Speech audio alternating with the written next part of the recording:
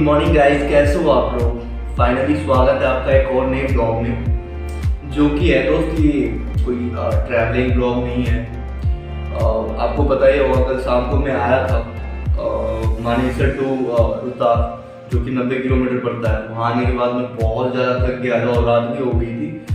तो फिर मैंने सर्च किया कि आसपास कोई होटल वगैरह या फिर धर्मशाला वगैरह मिल जाए। ज़्यादा बेटर होता है कि अगर आप कम पैसे में एडजस्ट करना चाहते हैं तो धर्मशाला बेस्ट होता है। ऐसी बात नहीं कि इसमें फैसिलिटी नहीं होती है। अगर आपको रहना है और सब चीज़ की व्यवस्था है, पानी की व्यवस्था है, बाथरूम की व्यवस्था है, रूम की व्यवस्था है, सब कुछ ओके, मतलब बढ़िया है। बहुत अच्छा तो नहीं कह सकते, लेकिन बहुत बुरा भी नहीं कह सकते, क्योंकि आप अगर अपने शहर से दूर या फिर अपने गाँव से दूर किसी ऐसे शहर में किसी काम के लिए आते हो जहाँ पे देर हो जाती है, फिर रात हो जाती है, और ख़ास करके ठंड के महीने में, तो आपको एक ऐसी जगह की ज़रूरत होती है जहाँ पे आप रात गुजार सको। यहाँ पे बहुत सारे ऐसे जगह हैं, जैसे होटल भी आप कर सकते हो, धर्मशाला भी कर सकते हो। लेकिन होटल में ये होता है कि आपको ज़्यादा पैसे पे करने पड़ेंगे।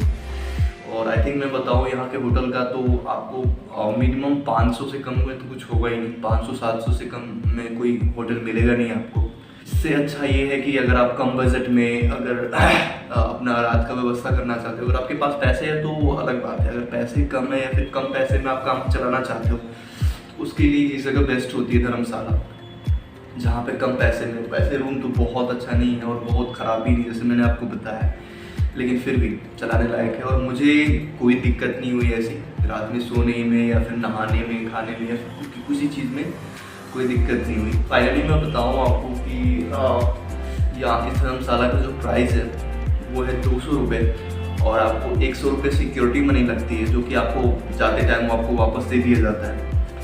और इसकी धर्मशाले की बताऊँ दोस्तों, तो कम से कम इसमें 100 से 150 ऐसे कमरे हैं जहाँ में रोज़ लोग 100-150 लोग आते हैं, रहते हैं और जाते हैं। दोस्तों दूसरी चीज़ जो होती है ना, स्टे के बाद होती है ना खाना, यानी कि भोजन, आपको बहुत ज़रूरी होता है। अगर आप कहीं भी रुकते हो तो खाना पीना कहीं ना कहीं बहुत इंपॉर्टेंट होता है। या फिर आप शाम को खाना खाओ या सुबह को खाना खाओ, तो वो डिपेंड करता है। अगर आपके पास पैसे है तो यहाँ पे बहुत सारे ऐसे होटल है जहाँ पे आप खा पी के मौज कर सकते हो।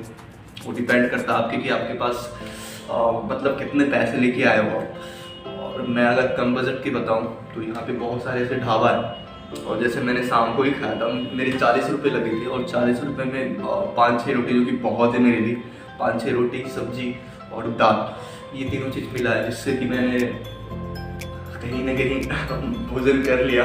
और बाकी अभी रात में मौज किया। और सुबह के लिए मैं कोई ब्रेकफास्ट के लिए कुछ लेके आऊँ, जैसे चना हो गया, चूड़ा हो गया, और उसके बाद गाजर वगैरह हो गया। ये सारी चीज़ मैंने ले आया हूँ, क्योंकि अभी मैं अगर जाऊँगा भी तो कोई शॉप वगैरह खुला नहीं होगा, क्योंकि सुबह के 7 बज रहे हैं और आज मुझे निकलना है जल्दी। मतलब बात यही है कि स्टे और खाना, ये दोनों चीज़ की अगर व्यवस्था हो जाती है तो कहीं पे रुकने में कोई दिक्कत नहीं होती है, और ना ही मेरे साथ हुआ है। जो भी था धर्मशाला में देखने और दिखाने लायक, सारा कुछ मैंने दिखाया आपको कि कैसे आप वहाँ पे स्टे कर सकते हैं, खाने की क्या व्यवस्था हो सकती है। बाकी आपको रूम भी दिखाया।